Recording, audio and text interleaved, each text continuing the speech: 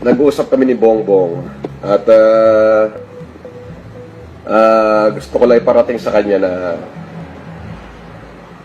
my family and I, Sharon and I, had the full support to him to accomplish the given assignment. Ating kay Senator Marcos is always nandyan.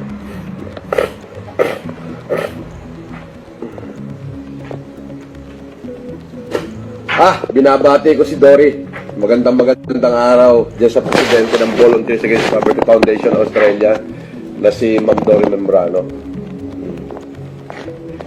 Oo nga. Pero okay na, gumaling na naman na ako.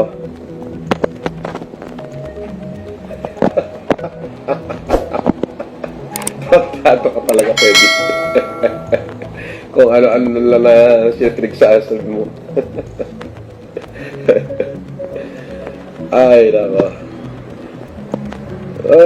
Akala ko na motibo ko rito, hindi pala. Pero okay naman. Ayan. Actually, nag-usap kami ni Senator Marcos.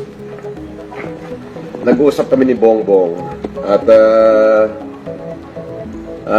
gusto ko lang iparating sa kanya na my family and I, Sharon and I, had the full support to him to accomplish the given assignment. I just need a little time to raise the fund that the Supreme Court is needed. Yun yung totoo nun.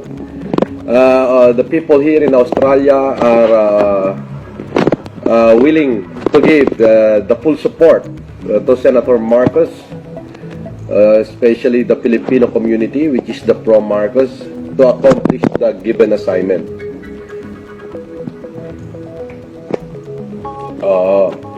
So, si Senador ngayon, according sa kanyang administrator, kausap ko kahapon, si Congressman Jonathan De La Cruz,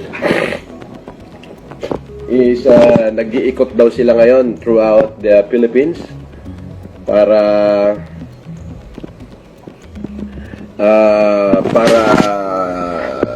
hindi ko alam, pero nag-iikot daw siya. Hopefully, gather enough supports from different individuals. At alam niyo po mga kaibigan, medyo iniipit tayo ng Korte Suprema.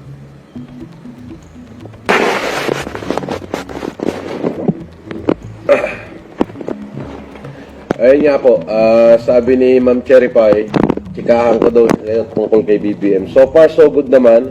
At nasa akin lahat ng dokumento na galing ng Korte Suprema. Ipinorward sa akin that the Supreme Court is in favor. Pero yung mga dilaw, may kanya-kanyang hakbang pa rin silang ginagawa.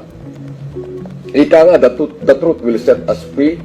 So hopefully that the Presidential Electoral Tribunal hindi sila maging bias sa pagdedesisyon regarding dyan sa kasong isinampa ni Ferdinand Romualdez Marcos Jr.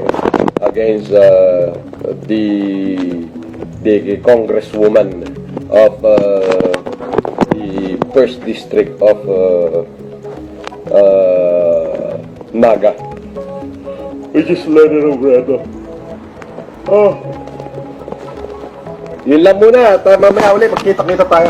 Magandang umaga sa inyo lahat. Gusto kong batiin yung aking mga tauhan dyan ngayon sa Pilipinas, na sila Norman Ray Marcos, Jeric Putong, Alan Ortega, Bernardo Pascua.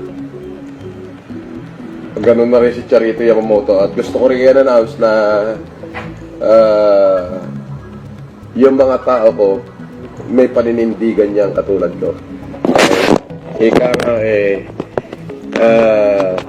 it will take a million smart men, but they will never bring a one good man down.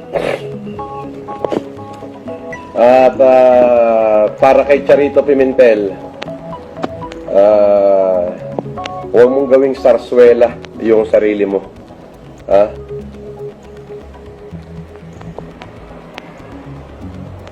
Ayun na yan. Hanggang doon na lang muna tayo at kita-kita tayo. Maya-maya mag-o-online ulit ako. Invite ko kayo. Magandang umaga. Umaga pa rin pala. Mag-aalas 12 na. Sa inyong lahat. Mabuhay kayo at maraming salamat. Abay, gago pala to eh. You are not Marcos Scammer! Ako ay ex-convict, convicted criminal at scammer.